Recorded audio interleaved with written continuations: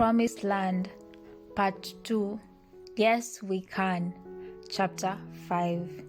On a bright February morning in 2007, I stood on a stage before the old state capitol in Springfield, the same spot where Abel Lincoln had delivered his House Divided speech while serving in the Illinois state legislature, and announced my candidacy for president.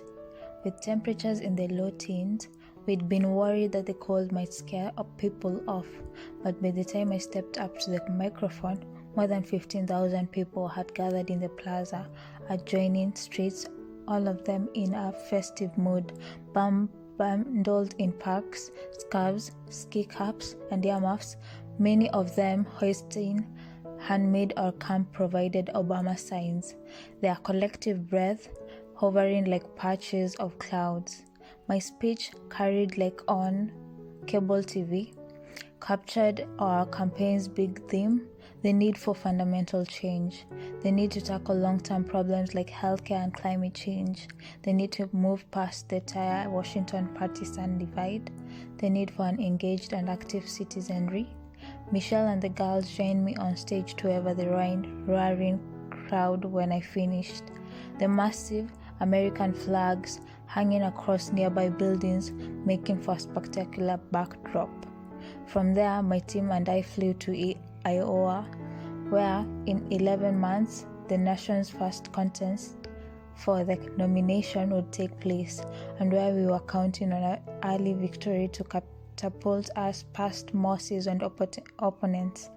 At a series of town hall meetings, we were once again greeted by thousands of supporters and curiosity seekers. Backstage at an event in Cedar Rapids, I overheard a veteran Iowa political operative explain to one of the 50 or so national reporters who were following us that this is not normal. Looking at the footage from that day, it's hard not to get swept up in the nostalgia that still holds sway over my former staff and supporters, the feeling that we were kick-starting a magical ride, that over the course of 2 years we would catch lightning in a bottle and tap into something essential and true about America. But while the crowds, the excitement, the media attention of that day all foreshadowed my viability in the race, I have to remind myself that nothing felt easy or predestined at the time, that again and again it felt as if our campaign would go entirely off the rails, and that at the outset it seemed not just to me but to many who were paying attention that I wasn't a particularly good candidate. In many ways, my problems were a direct outgrowth of the buzz we had generated and the expectations that came with it. As Axe explained, most presidential campaigns by necessity start small, off-Broadway. He called it small crowds, small venues, covered by local networks and small papers, where the candidate and his or her team could test lines, smooth out kinks, commit a pratfall, or work through a bout of stage fright without attracting much notice.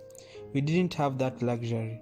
From day one, it felt like the middle of Times Square, and under the glare of the spotlight my inexperience showed. My staff's biggest fear was that I'd make a gaffe, the expression used by the press to describe a maladroit phrase by the candidate that reveals ignorance, carelessness, fuzzy thinking, insensitivity, malice, boorishness, falsehood, or hypocrisy, or is simply deemed to veer sufficiently far from conventional wisdom to make said candidate vulnerable to attack. By this definition, most humans will commit 5 to 10 gaffes a day, each of us counting on the forbearance and goodwill of our family, co-workers, and friends to fill in the blanks, catch our drift, and generally assume the best rather than the worst in us. As a result, my initial instincts were to dismiss some of my team's warnings. On our way to our final stop in Iowa, on announcement day, for example, Axe glanced up from his briefing book. "You know," he said, "the town we are going to, it's pronounced Waterloo, right?" I said, "Waterloo." Axe shook his head. "No, it's Waterloo, not Waterloo." "Do that for me again." "Waterloo," Axe said, his lips pursing just so. "One more time." Axe frowned. Okay, Barack, this is serious. It didn't take long, though, to appreciate that the minute you announced your candidacy for president, the normal rules of speech no longer applied, that microphones were everywhere, and every word coming out of your mouth was recorded, amplified, scrutinized, and dissected. At the town hall in Ames, Iowa, on the first post-announcement tour, I was explaining my opposition to the war in Iraq when I got sloppy and said that the Bush administration's poorly thought-out decision had resulted in more than 3,000 of our young troops' lives being wasted. The second I uttered the word, I regretted it. I had always been careful to distinguish between my views on the war and my appreciation for the sacrifices of our troops and their families. Only a few press outlets picked up my blunder, and a quick mea culpa tamped down any controversy, but it was a reminder that words carried a different weight than before. And as I imagined how my carelessness might impact a family still grieving over the loss of a loved one, my heart sank. By nature, I am a deliberate speaker, which by the standards of presidential candidates helped keep my gaffe quotient relatively low. But my care with words raised another issue on the campaign trail. I was just plain wordy, and that was a problem. When asked a question, I tended to offer circuitous and ponderous answers, my mind instinctively breaking up every issue into a pile of components and subcomponents. If every argument had two sides, I usually came up with four. If there was an exception to some statement I just made, I wouldn't just point it out. I'd provide footnotes. You are burying the lead, Axe would practically shout after listening to me drone on and on and on. For a day or two, I'd obediently focus on brevity, only to suddenly find myself unable to resist a 10-minute explanation on the nuances of trade policy or the pace of Arctic melting. What do you think? I'd say, pleased with my thoroughness as I walked off stage. You got an A on the quiz, Axe would reply, no votes though. These are issues I could fix with time. Of greater concern as we rolled into the spring was the fact I was grumpy. One reason for that, I realize now, was the role of a 2-year Senate campaign, a year of town halls as a senator, and months of travel on behalf of other candidates. Once the adrenaline of the announcement wore off, the sheer magnitude of the grind now before me struck with full force. And it was a grind. We're not in Washington for Senate business. I soon found myself in Iowa or one of the other early states, putting in 16 hours days, 6.5 days a week, sleeping in a Hampton Inn or a Holiday Inn or an American Inn or a Super 8. I'd wake up after 5 or 6 hours and try to squeeze in a workout at whatever facility we could find. The old treadmill in the back of a tanning saloon was memorable, before packing up my clothes and gulping down a hazardous breakfast before hopping into a van and making fundraising calls on the way to the first town hall meeting of the day, before interviews with the local paper or news station, several meets and greets with local party leaders, a bathroom stop, and maybe a swing by a local eatery to shake hands before hopping back in the van to dial for more dollars. I'd repeat this 3 or 4 times with a cold sandwich or a salad wedged in there somewhere, before finally staggering into another motel around 9 p.m. trying to catch Michelle and the girls by phone before they went to bed, before reading the next day's briefing material, the binder gradually slipping out of my hands as exhaustion knocked me out. And that's not even counting the flights to New York or Los Angeles or Chicago or Dallas for fundraisers. It was a life of not glamour but monotony, and the prospects of 18 continuous months of it quickly wore down my spirit. I staked my claim in the presidential race, involved a big team of people, begged strangers for money, and propagated a vision I believed in. But I missed my wife. I missed my kids. I missed my bed, a consistent shower, sitting at a proper table for a proper meal. I missed not having to say the exact same thing the exact same way 5 or 6 or 7 times a day. Fortunately, along with Gibbs, who had the Constitution experienced and general orientation to keep me focused, While on the road, I had 2 other companions to help me push through my initial funk. The first was Marvin Nicholson, a half Canadian with an easy charm and an unflappable demeanor. In his mid-30s and a towering 6'8", Marvin had held a variety of jobs, from golf caddy to bartender at a strip club, before landing work as John Kerry's body man for 4 years earlier.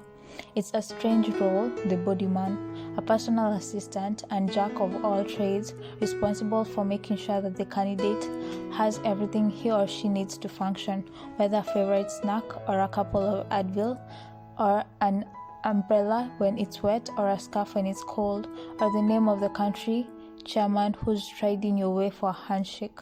Marvin operated with such skill and finesse, he'd become something of a cult figure in political circles, which had led us to hire him as our trip director, working with Aliasa and the advance team to coordinate travel, make sure I had the appropriate material, and keep me at least close to on schedule. Then there was Reggie Love. Raised in North Carolina, the son of middle-class black parents, 6'4" and powerfully built, Reggie had starred in both basketball and football at Duke University before Pete Rose hired him as an assistant in my Senate office. An aside, people often express surprise at how tall I am, a bit over 6'1", something I attribute in part to years of being dwarfed by Reggie and Marvin in photographs. Under Marvin's tutelage, 25-year-old Reggie took over as bodyman, and though he had a rough go of it at first, somehow managing to forget my briefcase in Miami and my suit jacket in New Hampshire during the same week, his serious work ethic and goofy good humor quickly made him a favorite of everyone on the campaign. For the better part of 2 years, Gibbs, Marvin, and Reggie would be my caretakers, my anchors to normalcy, and a steady source of comic relief. We played cards and shoot pool. We argued about sports and swapped music. Reggie helped me update a hip-hop playlist that had stopped at Public Enemy. Marvin and Reggie told me about their social lives on the road, complicated, and their adventures in various local stops after our work was done. Tattoo parlors and hot tubs were sometimes featured. We teased Reggie about his youthful ignorance. Once, when I mentioned Paul Newman, Reggie said, "That's the salad dressing guy, right?" And Gibbs about his appetite. At the Iowa State Fair, Gibbs would have trouble choosing between the deep-fried Twinkies and the deep-fried Snicker bar, until the woman behind the counter helpfully said, "Honey, why should you have to choose?" Anytime we could, we played basketball. Even the smallest town had a high school gym, and if there wasn't time for a proper game, Reggie and I would still roll up our sleeves and get in a round of horse while waiting for me to go on stage. Like any true athlete, he remained fiercely competitive. I sometimes woke up the day after a game of one-on-one, barely able to walk, though I was too proud to let my discomfort show. Once we played a group of New Hampshire firefighters from whom I was trying to secure an endorsement. They were standard weekend warriors, a bit younger than me, but in a worse shape. After the first 3 times, Reggie stole the ball down the floor and went in for the thunderous dunks. I called a timeout. "What are you doing?" I asked. "What? You understand that I'm trying to get their support, right?" Reggie looked at me in disbelief. "You want us to lose to these stiffs?" I thought for a second. "Nah," I said. "I wouldn't go that far. Just keep it close enough that they are not too pissed." Spending time with Reggie, Marvin, and Gibbs, I found respite from the pressures of the campaign, a small sphere when I wasn't a candidate or a symbol or a generational voice or even a boss, but rather just one of the guys, which as I slogged through those early months felt more valuable than any pep talk. Gibbs did try to go the pep talk route with me at one point as we were boarding another airplane at the end of another interminable day, and after a particularly flat appearance. He told me that I needed to smile more, to remember that this was a great adventure, and that Waters loved a happy warrior. Are you having any fun? He asked. No, I said. Anything we can do to make this more fun? No. Sitting in the seat in front of us, Reggie overheard the conversation and turned back to look at me with a wide grin. If it's any consolation, he said, I'm having the time of my life. It was as although I didn't tell him that at the time.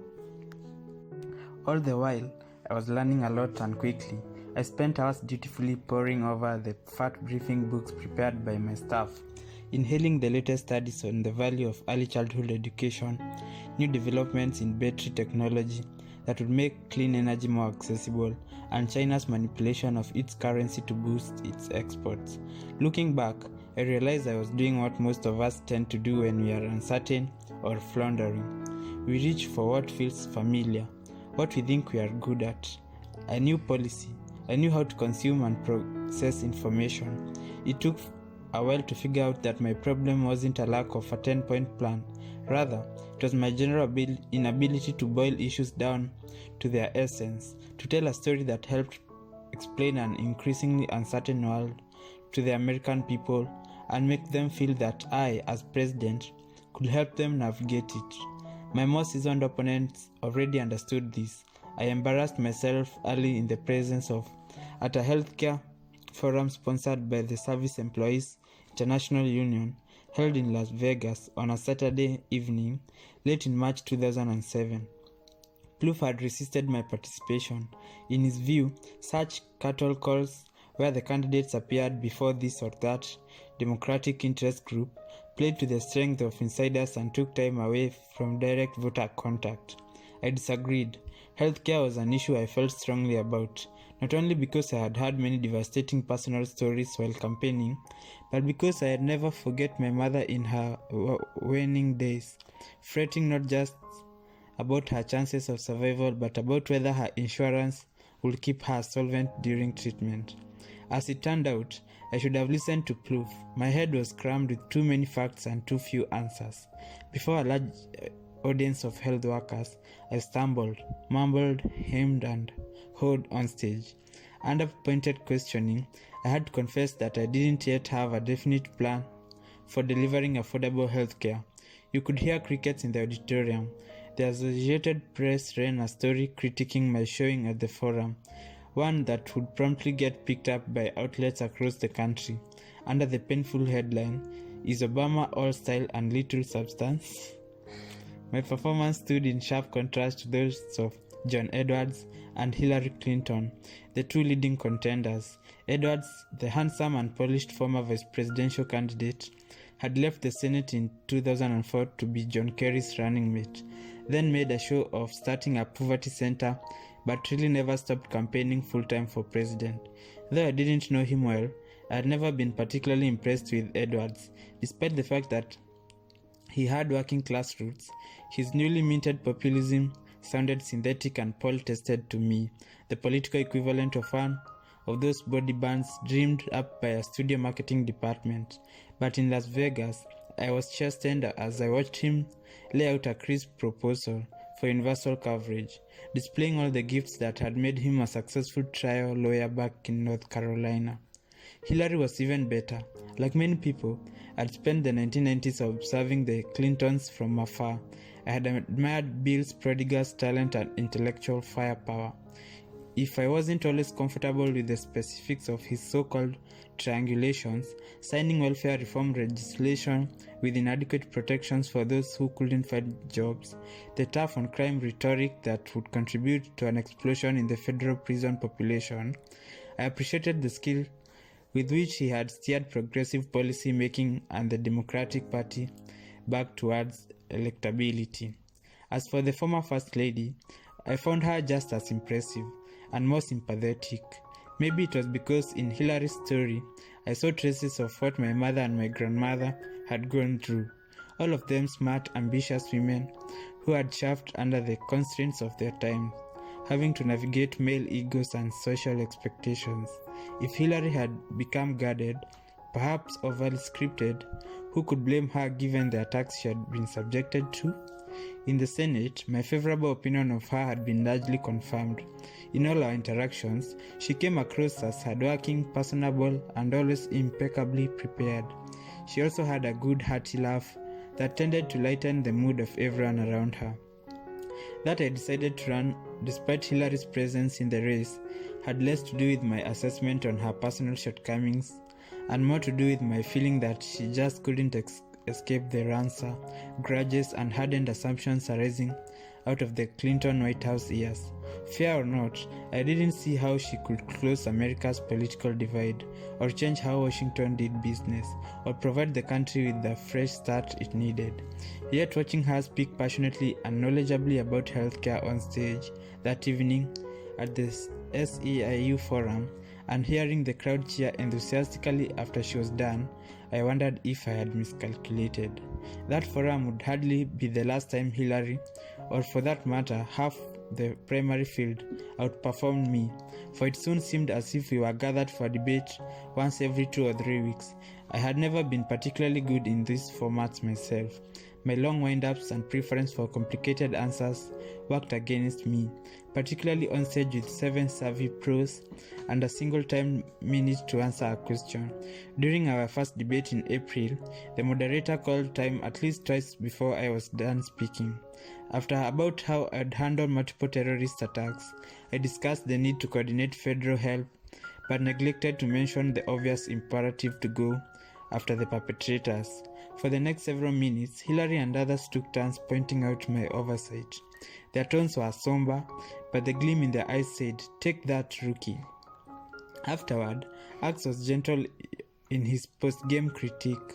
"Your problem," he said, "is you keep trying to answer the question." "Isn't that the point?" I said. "No, Barack," Axe said, "that is not the point. The point is to get your message across. What are your values? What are your priorities? That's what people care about. Look, half the time the moderator is just using the question to try to trip you up. Your job is to avoid the trap they have set. Take whatever question they give you, give them back a quick line to make it seem like you have answered it, and then talk about what you want to talk about." "That's bullshit," I said. "Exactly," he said. I was frustrated with Axe and even more frustrated with myself, but I realized his insight was hard to deny. After watching a replay of the debate, the most effective debaters' answers, it seemed, were designed not to eliminate but to evoke an emotion, or to identify the enemy or signal out a constituency that you, more than anyone else on that stage, were and will always be on their side. It was easy to dismiss the exercise as superficial. Then again, a president wasn't a lawyer or an accountant or a pilot, hired to carry out some narrow specialized task. Mobilizing public opinion, shaping working coalitions, that was the job. Whether I liked it or not, people were moved by emotion, not facts, to elicit the best rather than the worst of those emotions, to buttress those better angles of our nature with reason and sound policy, to perform while still speaking the truth. That was the bar I needed to clear. I was working to curb my scraps. Plouffe was running a seamless operation from our Chicago headquarters. I didn't see him often, but was coming to realize that the two of us had much in common. We were both analytical and even need. I generally skeptic of conventions and pretense, but whereas I could be absent-minded, indifferent to small details, incapable of maintaining an orderly filing system, constantly misplacing memo pens and cell phones that had just been handed to me, Plouffe turned out to be a managerial genius. From the start, he focused unapologetically and unswervingly on winning Iowa. Even when cable pundits and some of our supporters were calling us idiots for being so single-minded, he wouldn't let anyone waver an inch from the strategy. Certainly, it was our only path to victory. Plouffe imposed a martial discipline, giving everyone on our team, from Axe to our most junior organizer, a level of autonomy, while also demanding accountability and a strict adherence to process. He capped salaries as a way of eliminating needless staff dissent. He pointedly directed resources away from bloated consulting contracts and media budgets in order to give our field organizers what they needed on the ground. Obsessive about data, he recruited a team of internet savants who designed a digital program that was light years ahead of those not just of other campaigns but many private corporations as well. Add it all up, and in 6 months from a standing start, Plouffe built a campaign operation strong enough to go toe-to-toe with the Clinton machine. It was a fact he quietly relished. This was another thing I came to realize about Plouffe. Beneath the low-key persona and deep convictions, he just plain liked the combat. Politics was his sport, and in his chosen endeavor, he was as competitive as Reggie was in basketball. Later, I'd ask if he'd anticipated just how good a campaign architect his then junior partner would turn out to be. Axe shook his head. A magnificent revelation, he said. In presidential politics, the best strategy means little if you don't have the resources to execute it. And this was the second thing we had going for us: money. Given that the Clintons had been cultivating a national donor base for nearly 3 decades, our working assumption had been that Hillary would have a tremendous fundraising advantage over us, but the hunger for change in America was proving to be stronger than even we had anticipated. Earlier on, our fundraising followed a traditional pattern. Big donors from big cities wrote and collected big checks. Penny Pritzker, a businesswoman and longtime friend from Chicago, served as our campaign national finance chair, bringing both organizational acumen and a vast network of relationships to the effort. Juliana Smoot, our staff-talking and experienced finance director, built an expert team and had a gift for alternatively sweet-talking, shaming, and sometimes carrying me into engaging in the endless hustle for dollars. She had a great smile, but the eyes of a killer. I grew accustomed to the drill, partly out of necessity, but also because as time went on, our donors came to understand and even appreciate my terms. This was about building a better country.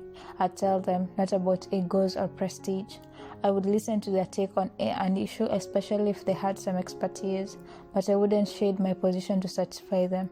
If I had a spare minute, the thank you notes I wrote and the birthday calls I made would be directed not to them but to our volunteers and young staff out in the field, and if I won, they could count on me raising their taxes.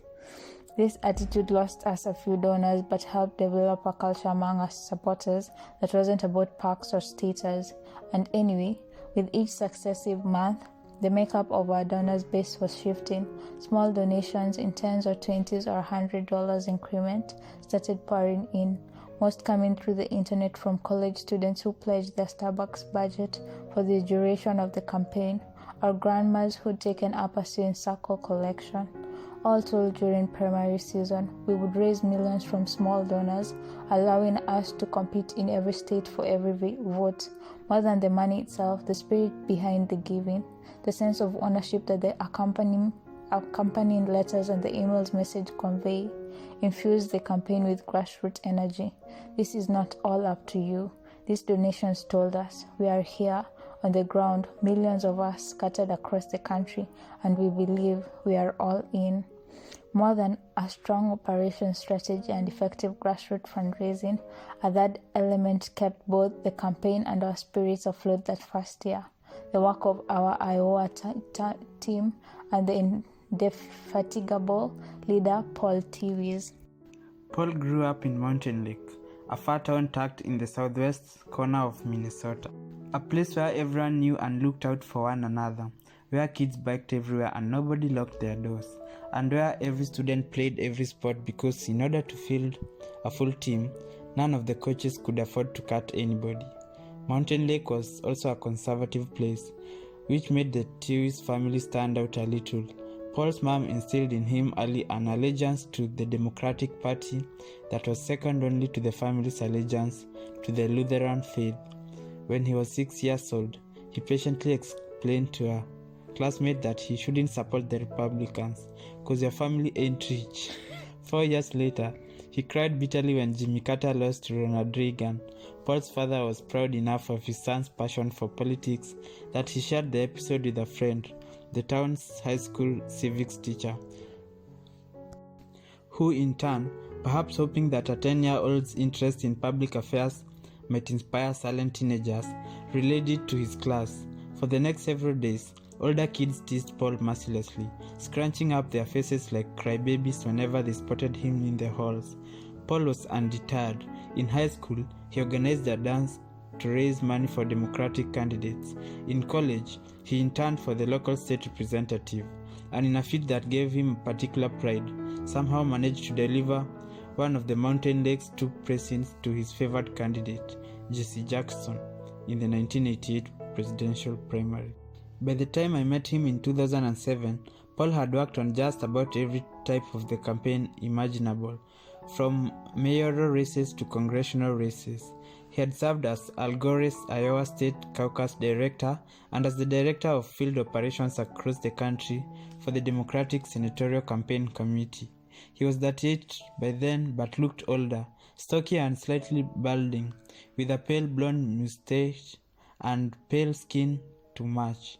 There was nothing fancy about Paul Tews. His demeanor could be gruff, and his clothes never seemed to match, especially in the winter, when, like a true Minnesotan, he'd sport all manner of flannel shirts, down jackets, and sky capes. He was the kind of guy more comfortable talking to farmers in a cornfield or drinking in a corner saloon than mingling with high-paid political consultants. But sitting with him, you quickly realize he knew his stuff. More than that, beneath the tactical insights, delivered district voting histories, and political anecdotes you might hear, if you listen carefully enough, the heart of the 10-year-old boy who cared enough, who believed enough to cry over an election. Anyone who has ever run for president will likely tell you that there's nothing simple about winning Iowa. It's on a number of US states that hold a caucus to determine which candidates their delegates will support.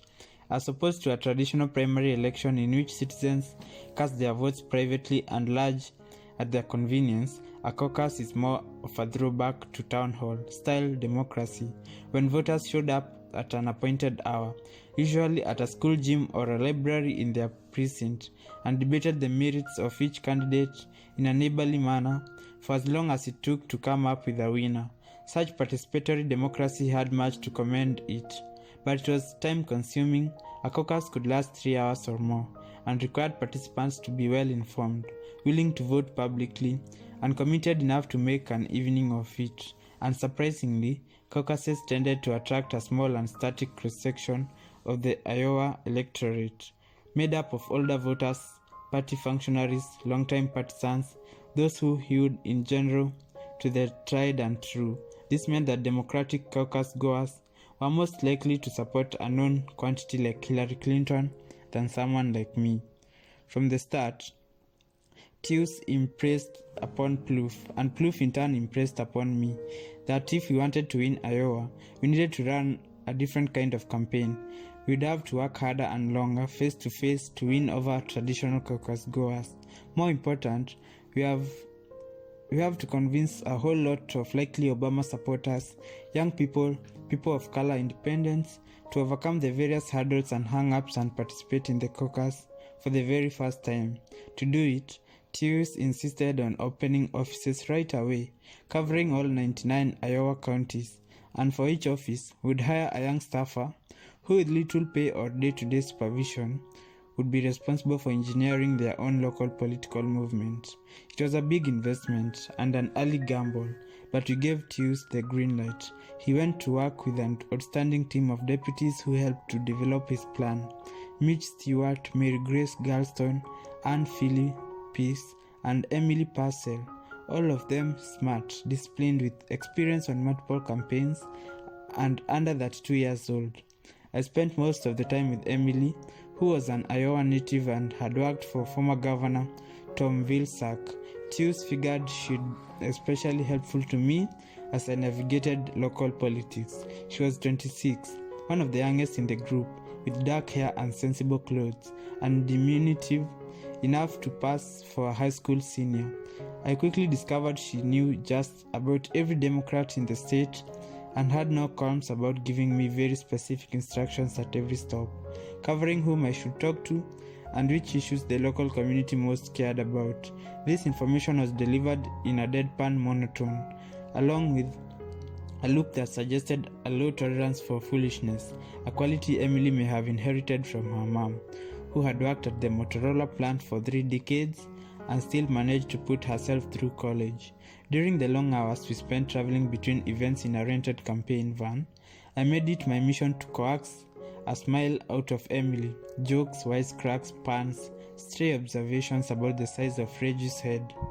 But my charm and wit invariably crashed on the rocks of her steady and blinking gaze, and I settled on trying to do exactly what she told me to do. Mitch, Mary Grace and Anne would later describe the particulars of their work, which included collectively screening all the unorthodox ideas Tews routinely pitched at meetings. He'd have 10 a day, Mitch would explain. 9 were ridiculous, 1 would be genius. Mitch was a gangly South Dakotan who had worked in Iowa politics before, but had never encountered someone as passionate electric as Tews. If he brought up the same idea to me 3 times, he would recall, I figured there might be something there. Enlisting Norma Lyon, Iowa's butter cow lady, who at the state fair each year sculpted a life-sized cow out of salted butter to make a pre-recorded call announcing her support for us, which then blasted across the state. Genius. She later created a 23-pound butter bust of my head, also likely a Tews idea, insisting that we put up billboards along the highway with rhyming phrases unfolding in sequence like the old 1960s Burma shave ads. Time for change, let's shift gears, vote for the guy with big ears, Obama 08, not so genius. Promising to shave his eyebrows if the staff reached the unreachable goal of collecting 100,000 supporter cards, not genius, until very late in the campaign, when the team actually hit the mark, at which the point it became genius. Mitch shaved his too. Mary Grace would explain, we have pictures, it was horrible. Tews would set the tone for our Iowa Operation Grassroots. No hierarchies, irrelevant and slightly manic. No one, including senior staff, donors or dignitaries, was exempt from doing some door knocking. In the early weeks, he hung signs of every wall in his office with a motto he'd authored, respect, empower, include. If we were serious about a new kind of politics, he explained, then it started right there on the ground, with every organizer committed to listening to people, respecting what they had to say, and treating everybody, including our opponents and their supporters, the way we wanted to be treated. Lastly, he stressed on the importance of encouraging voters to get involved instead of just selling them a candidate like a box of laundry detergent. Anyone who breached these values got scolded and sometimes pulled from the field. When during our team's weekly conference call, a new organizer made a joke about why he had joined the campaign, saying something about hating pantsuits, a reference to Hillary's favorite campaign attire, Tews admonishing him in lengthy rant for all the other organizers to hear. It's not what we stand for, he said, not even in private. The team took this to heart, particularly because Tews practiced what he preached. Despite the occasional intemperate outbursts, he never failed to show people how much they mattered. When Mary Grace's uncle died, Tews encouraged National Mary Grace Day and had everyone in the office wear pink. He also had me record a message announcing that for one day, he would have to do everything Mary Grace said. Of course, Mary Grace had to put up with 300 days of Tews and Mitch chewing tobacco in the office, so the ledger never fully balanced. This kind of camaraderie permeated the Iowa operation, not just at headquarters, but most important, among the close to 200 field organizers we had deployed across the state. All told, I would spend 87 days in Iowa that year. I would sample each town's culinary specialty, shooting hoops with school kids on any court we could find, and experience every possible weather event, from funnel clouds to sideways sleet. Through it all, these young men and women working endless hours for subsistence wages were my able guides. Most were bare out of college. Many were on their first campaigns and far away from home. Some had grown up in Iowa or the rural Midwest, familiar with the attitudes and way of life of mid-sized towns like Sioux City and Altoona. But that wasn't typical. Assemble our organizers in a room and you'll find Italians from Philly, Jews from Chicago, blacks from New York, and Asians from California, children of poor immigrants and children of the rich suburbs, engineering majors, former Peace Corps volunteers, military veterans, and high school dropouts. On the surface, at least, there seemed no way to connect their widely varied experiences to the meat and potato folks whose votes we desperately needed. And yet, they did connect. Arriving in town with a duffel bag or a small suitcase, living in the spare bedroom or basement of some early local supporter, they would spend months getting to know a place, visiting the local barber shop, setting up card tables in front of a grocery store, speaking at a Rotary club. They helped coach Little League, assisted local charities, and called their moms for a banana pudding recipe so they wouldn't show up to the potluck empty-handed. They learned to listen to the local volunteers, most of whom were much older, with their own jobs, families, and concerns, and got good at recruiting new ones too. They worked each day to exhaustion and fought off bouts of loneliness and fear. Month by month, they won people's trust. They were no longer strangers. What a tonic these kids in Iowa were. They filled me with optimism and gratitude and a sense of coming full circle. In them, I saw myself at 25, arriving in Chicago, confused and idealistic. I remembered the precious bonds I had made with families on the south side, the mistakes and small victories, the community I found, similar to what our field organizers were now forging for themselves. The experiences pointed me back to why I had gone into government in the first place, toward the taproot idea that maybe politics could be less about power and positioning and more about community and connection.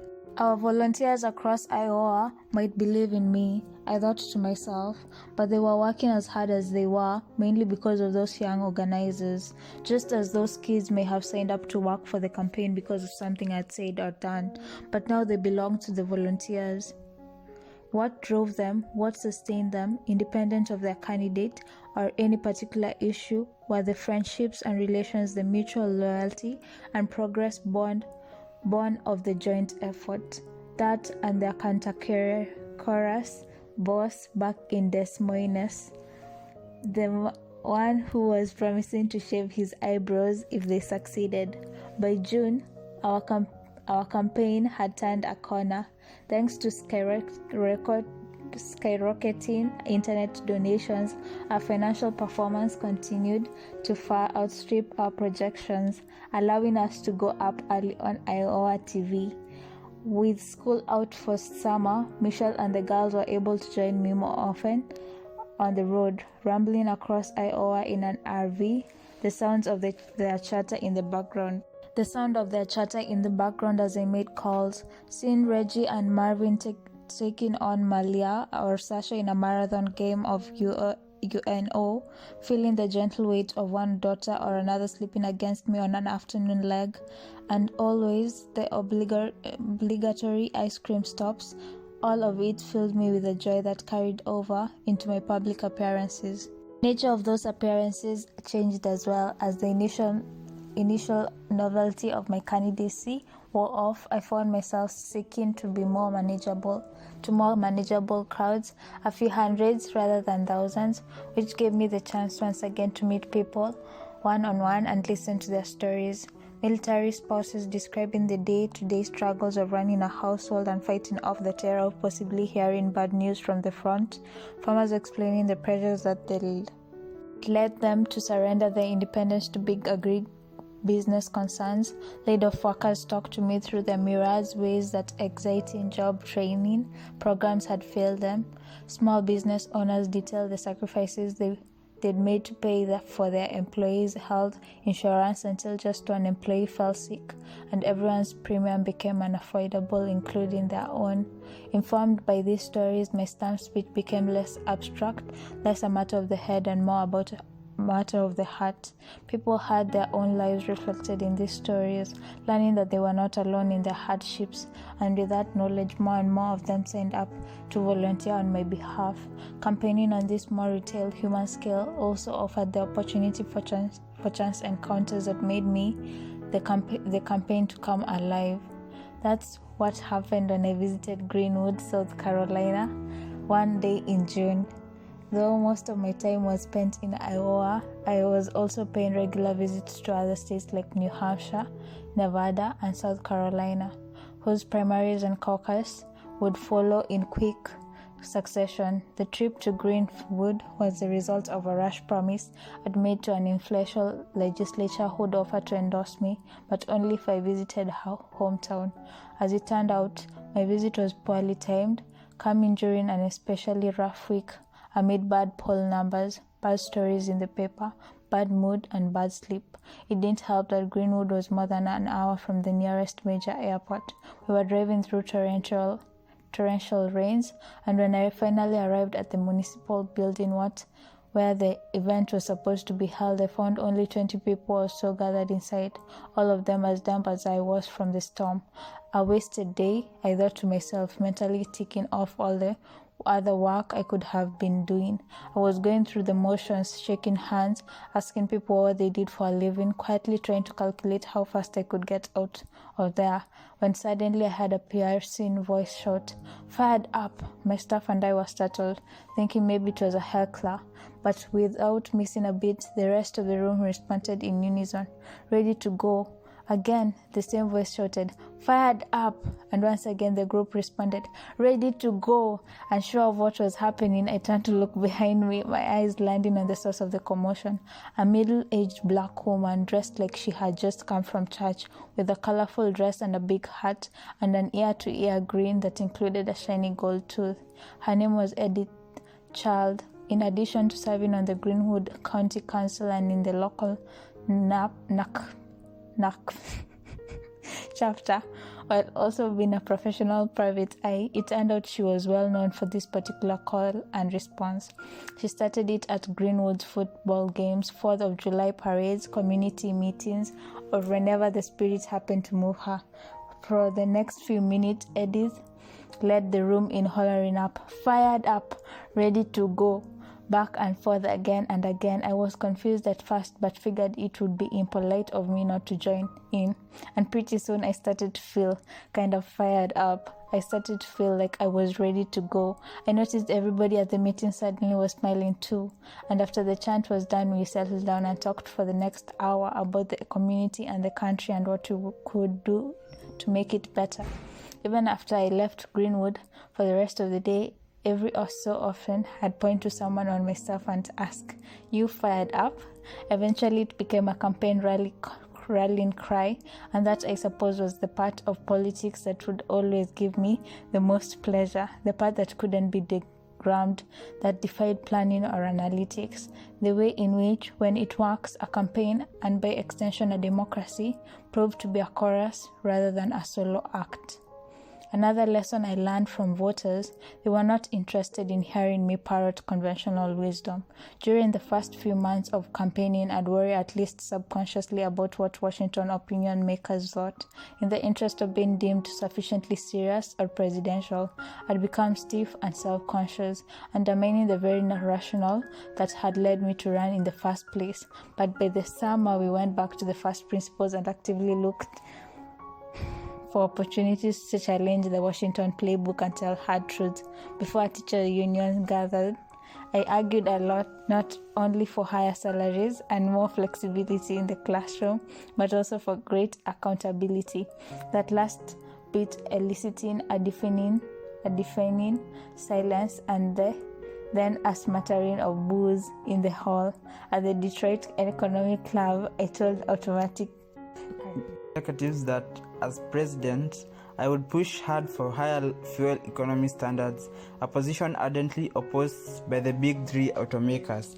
When a group of Iowans for Sensible Priorities, sponsored by Ben & Jerry ice cream fame, gathered 10,000 signatures from people committing to caucus for a candidate who promised to cut the Pentagon's defense budget, I had to call either Ben or Jerry, I don't remember which, to say that although I agreed with the objective and very much wanted their support, I couldn't as president be hamstrung by any pledge I'd make when it came to our national security.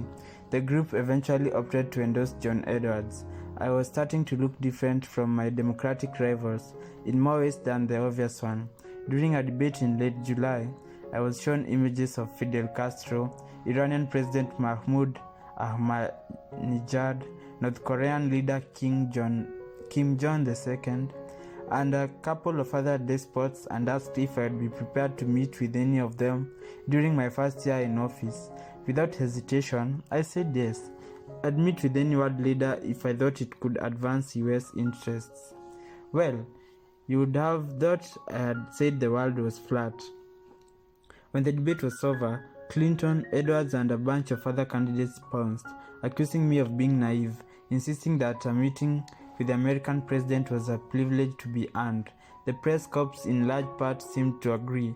Perhaps even a few months earlier, I might have gotten wobbly, second-guessing my choice of words and issuing a clarifying statement afterward. But I had my legs beneath me now and was convinced I was right, particularly on the more general principle that America shouldn't be afraid to engage its adversaries or push for diplomatic solutions to conflict. As far as I was concerned, it was this disregard for diplomacy that had led Hillary and the rest, not to mention the mainstream press, to follow George W. Bush into war. Another foreign policy argument arose just a few days later, when during a speech I mentioned that I had Osama bin Laden in my sights within Pakistani territory, and the Pakistani government was unwilling or unable to capture or kill him. I would take the shot. This shouldn't have been particularly surprising to anyone. Back in 2003, I had premised my opposition to the Iraq war partly on my belief that it would distract us from destroying Al-Qaeda. But such blunt talk ran counter to the Bush administration's public position. The US government maintained that dual fiction that Pakistan was a reliable partner in the war against terrorism, and they were encroaching on Pakistan territory in the pursuit of terrorists. My statement drew Washington into bipartisan tizzy, with Joe Biden, the chair of the Senate Foreign Relations Committee, and Republican presidential candidate John McCain both expressing the view that I was not ready to be president. In my mind, these episodes indicated the degree to which the Washington foreign policy establishment got things backward, taking military action without first testing diplomatic options, observing diplomatic niceties in the interest of maintaining the status quo precisely when action was called for. It also indicated the degree to which decision makers in Washington consistently failed to level with the American people. I would never fully convince the national pundits that I was right on these arguments, but a funny trend began to show up in the polls after each of these dust-ups. Democratic primary voters agreed with me. Having such substantive arguments felt liberating, a reminder of why I was running. They helped me regain my voice as a candidate. The confidence showed a few debates later. At an early morning affair at Drake University in Iowa, the moderator, George Stephanopoulos of ABC, quickly gave Joe Biden the chance to explain why exactly I was not ready to be president. By the time I got an opportunity to respond, 5 minutes later, I had to listen to practically every other candidate on stage knock me around. Well, to prepare for this debate, I rode in the bumper cars at the state fair. I said, using the line Axe had come up with, referencing my well-publicized excursion with Malia and Sasha to the state fair earlier that week. The audience laughed, and for the next hour, I happily jousted with my opponents, suggesting that any Democratic voter who was trying to figure out who represented a real change from failed policies of George Bush need to look no further than the respective positions of those of us on stage. For the first time since the debates had begun, I enjoyed myself, and the consensus among the pundits that morning was that I had won. It was a gratifying result, if for no other reason than not having endured any dour looks from the team. "You killed it," Axe said, clapping me on the back. "I guess we be pushing to have all debates at 8 in the morning. Plouf joked. That's not funny, I said. I was not, and I'm not a morning person. We piled into the car and started driving to our next stop. Along the route, our supporters, several rows deep, could be heard shouting long after they had disappeared from sight. Fired up, ready to go. Part of the reason I had received so much attention from the moderators during the Drake University debate was the release of an ABC poll showing me leading in Iowa for the first time, albeit by just 1%, over both Clinton and Edwards. The race was close. Clearly later polls would show me right back in that place. But there was no denying that our organization in Iowa was having an impact, especially among young voters. You could feel it in the crowds, in the size, their energy, most important, the number of supporter cards and volunteer sign-ups we were collecting at every stop. With less than 6 months to go before the caucus, our strength was only building. Unfortunately, none of our progress showed up in national polling. Our focus on Iowa and to a lesser extent New Hampshire meant we'd made minimal TV buys and appearances elsewhere, and by September, we remained around 20 points behind Hillary.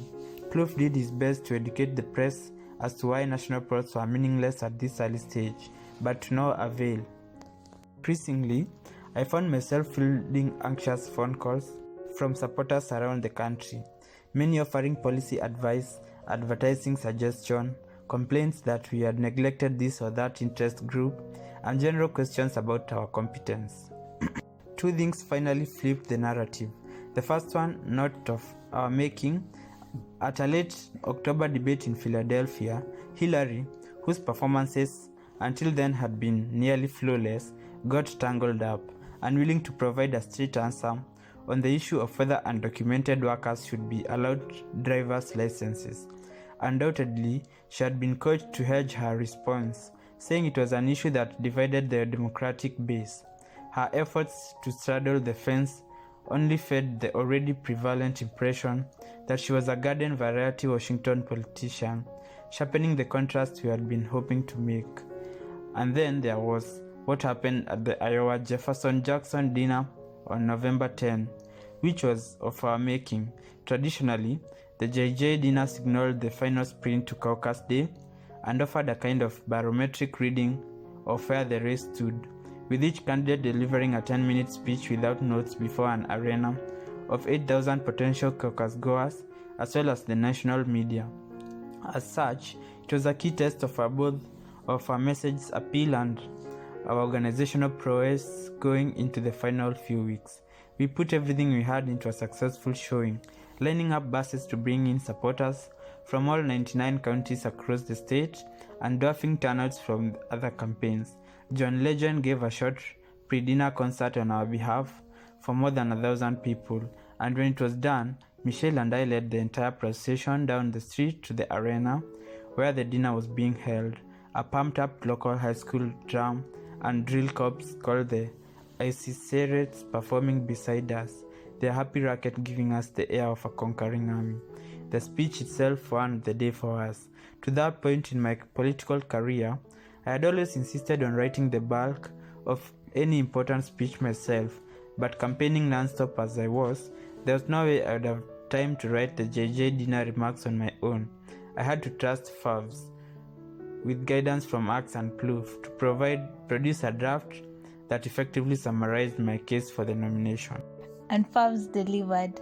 In that critical moment of our campaign, with only modest input from me, this guy, just a few years out of college, had produced a great speech. One that did more than show the distinction between me and my rivals, between Democrats and Republicans. It outlined the challenges we faced as a nation, from war to climate change, to the affordability of healthcare and the need for new and clear leadership, noting that the party had historically been strongest, with leaders who led not by polls but by principles, not by calculations but by convictions. It was true to the moment, true to my aspirations for getting into politics, and true, I hoped, the aspirations of the country. I memorized the speech over several late nights after we were done campaigning, and by the time I finished delivering it, As luck would have it, the last candidate to speak, I was as certain of its effect as I'd been after my address to the Democratic National Convention 3.5 years earlier.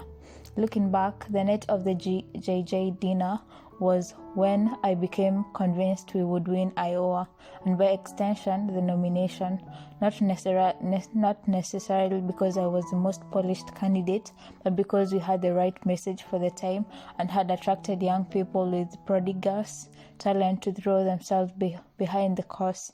Tears shared my assessment, telling Mitch, "I think we won Iowa tonight." Mitch, who had organized the entire evening and was generally a basket of nerves, he suffered from insomnia, shingles, and hair loss through much of the campaign, ran to the bathroom to throw up for at least the second time that day. Emily was similarly bullish, although you couldn't tell. After I was finished and ecstatic, Valerie ran into Emily and asked what she thought. "It was great," Emily said. "You don't look very excited." This is my excited face. The Clinton campaign apparently felt the shifting tide. Up to that point, Hillary and her team had largely avoided engaging our campaign directly, content to stay above the fray and nurse their sizable lead in national polls. But over the next several weeks, they changed tack, with deciding to go after us hard. It was mostly standard issues stuff, raising questions about my lack of experience and ability to take on Republicans in Washington. Unfortunately for them, though, the two lines of attack that attracted the most attention backfired badly. The first grew out of a standard line in the stump speech, in which I said I was running for president not because it was owed to me, but because I'd wanted to be president all my life, but because the times called for something new. Well, the Clinton camp issued a memo citing a press clip in which one of my teachers in Indonesia claimed that I had written an essay in kindergarten about wanting to be president. Proof, it seemed, that my professed idealism was merely a disguise for a ruthless ambition. When I heard about this, I laughed. As I told Michelle, the idea that anyone outside my family remembered anything I said or did almost 40 years earlier was a bit far-fetched, not to mention the difficulty of squaring my apparent youthful plan for the world domination with my middling high school grades and drug consumption and obscure stint as a community organizer and co-association with all kinds of political inconvenient characters.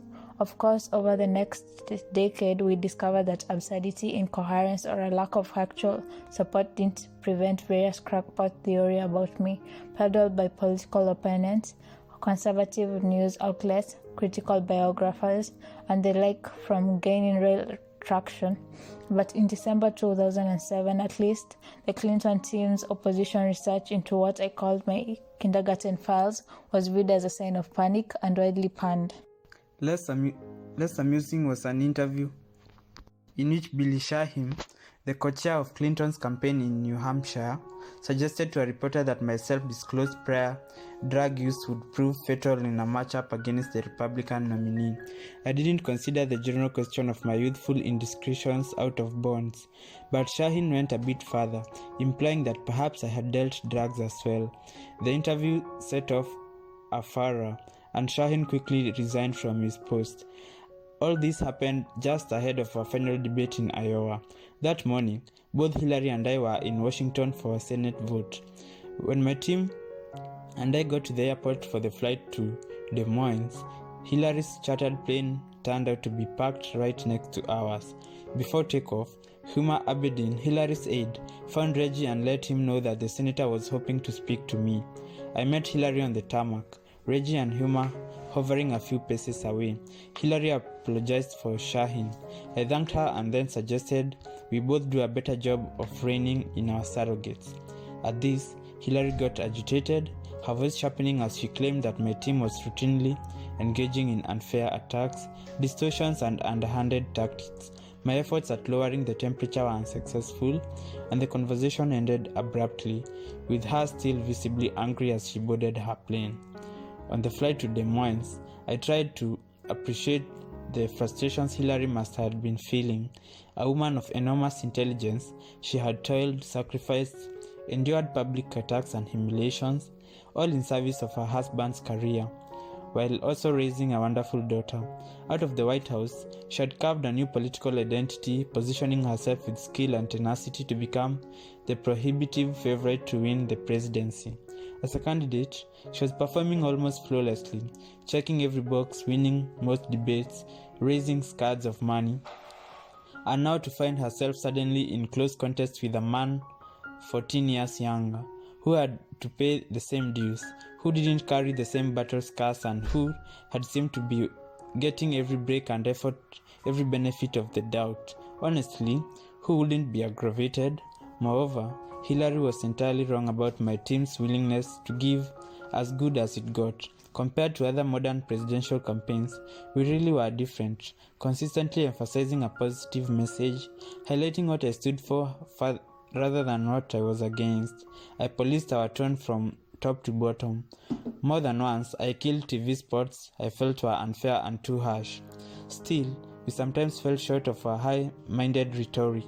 In fact, the angriest I ever got during the campaign involved a leaked memo drafted by our research team back in June, criticizing Hillary's tacit support of outsourcing jobs to India and with the snarky title, Hillary Clinton Deep Punjab. My team insisted the memo was never meant for public consumption, but I didn't care. Its shoddy argument and nativist tone had me rip shit for days. In the end, I don't think it was any specific action on our part that caused the dust up with Hillary on the tarmac. Rather, it was the general fact of my challenge, the intensifying heat of our rivalry. There were 6 other candidates still in the race, but the polls are beginning to clarify where we were headed, with Hillary and me battling each other until the end. It was a dynamic we'd live with, day and night, weekends and holidays, for many months to come, our teams flanking us like miniature armies, each staffer fully indoctrinated into the fight. It was part of the brutal nature of modern politics I was discovering, the difficulty of competing in a game where there were no clearly defined rules, a game in which your opponents are not merely trying to put a ball through a basket or push it across your goal line, but are instead trying to convince the broad public, at least implicitly, more often explicitly, that in matters of judgment, intelligence, values, and character, they are more worthy than you. You may tell yourself it's not personal, but that's not how it feels. Not to you, or certainly not to your family, your staff, or your supporters, who count every slight and every insult, really or perceived. The longer the campaign goes on, the tighter the contest, the higher the stakes, the easier it is to justify hardball tactics, until those basic human responses that normally govern our daily lives, honesty, empathy, courtesy, patience, goodwill, feel like weakness when extended to the other side. I can't say all this was on my mind by the time I walked into the debate that evening after the tarmac incident. Mostly, I read Hillary's irritation as a sign that we were pulling ahead, that the momentum was truly ours. During the debate, the moderator asked why, if I was so insisted on the need for change in America's approach to foreign policy, did I have so many former Clinton administration officials advising me? I want to hear that, Hillary said into the microphone. I paused, letting the chuckles die down. Well, Hillary, I'm looking forward to you advising me as well. It was a good night for the team. With a month left before the caucus, a Des Moines register poll now showed me with a 3-point lead over Hillary. The sprint was full on, with candidates from both parties dashing around the state in the final weeks, trying to win over any uncommitted voter, to find and motivate hidden pockets of people who might not otherwise turn out on the appointed night. The Clintons' campaign had started handing out free snow shovels to support in case the weather got bad, and in a move that would later be criticized as outlandishly expensive, Hillary embarked on a blitzkrieg to our visiting 16 Iowa counties in a chartered helicopter, which her campaign dubbed the Hill-O-Copter. Job Edwards, meanwhile, was attempting to cover similar terrains in a bus. We had a few high-profile moments of our own, including a series of rallies with Oprah Winfrey, who'd become a friend and supporter, and was as wise, funny, and gracious on the trails as she was in person, attracting nearly 30,000 people between two rallies in Iowa, another 8,500 in New Hampshire, and almost 30,000 in South Carolina. These gatherings were electric, pulling in the kind of new voters we mostly needed. Many on my staff, it must be said, were starstruck around Oprah, with the predictable exception of Emily. The only famous person she ever expressed an interest in meeting was Tim Russell. In the end, though, it wasn't the polls or the size of the rallies or the celebrities who flew in that I remember the most. Instead, it was how in those last days the whole campaign took on the feeling of family. Michelle's openness and candor had proven to be an asset. She was a natural on the stump. The Iowa team came to call her the closer because of how many people signed up once they'd had her speak. Our siblings and closest friends all came to Iowa. Craig from Chicago and Maya from Hawaii and Aoma from Kenya.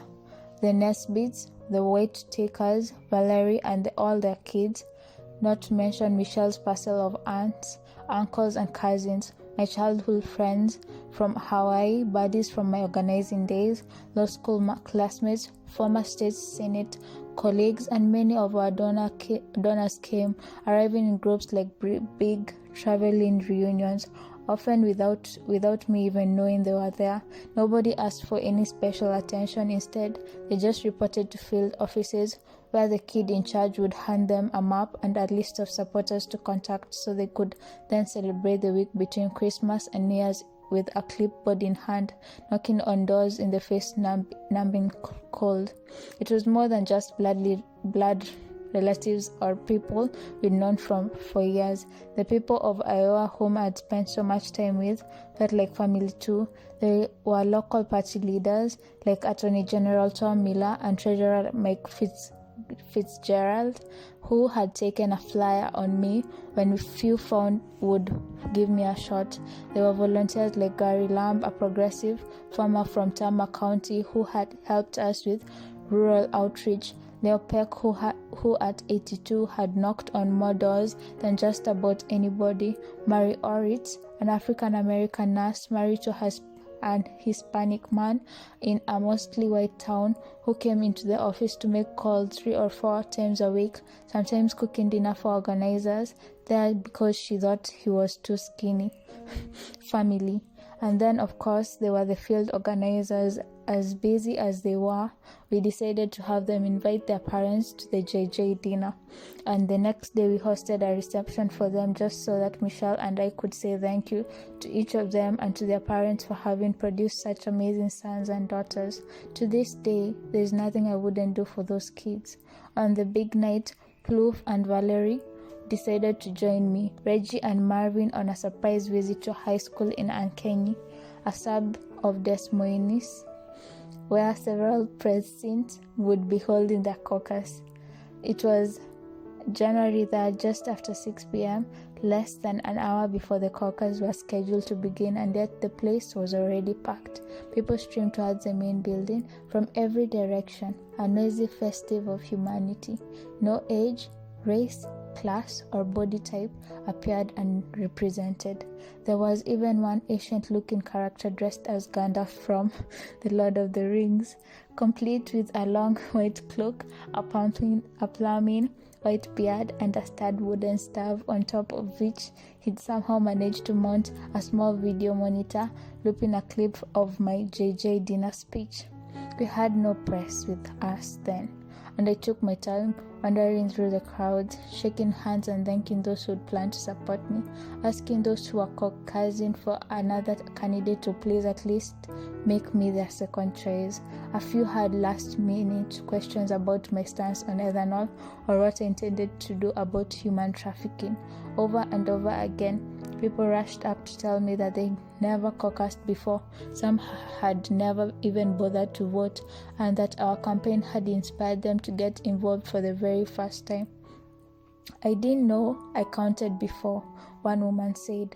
On the ride back to Des Moines, we were mostly quiet, processing the miracle of what we had just witnessed. I looked out the window at the passing strips malls, and the houses and streetlights, and all the fuzzy behind the frosted glass, and felt a kind of peace.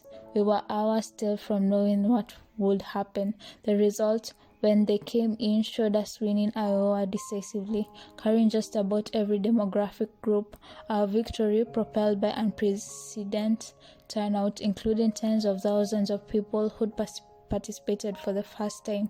I knew none of this yet, but pulling away from Anki about 15 minutes before the caucus began, I knew we had accomplished, if even for just a moment, something real and noble. Right there in that high school in the middle of the country, and on a cold, wintry night, I had witnessed the community I had so long sought, the America I imagined made manifest. I thought of my mom then, and how happy she would have been to see it, and how proud she would have been, and I missed her terribly. And Plof and Valerie pretended not to notice as I wiped away my tears. And that's the end of chapter 5.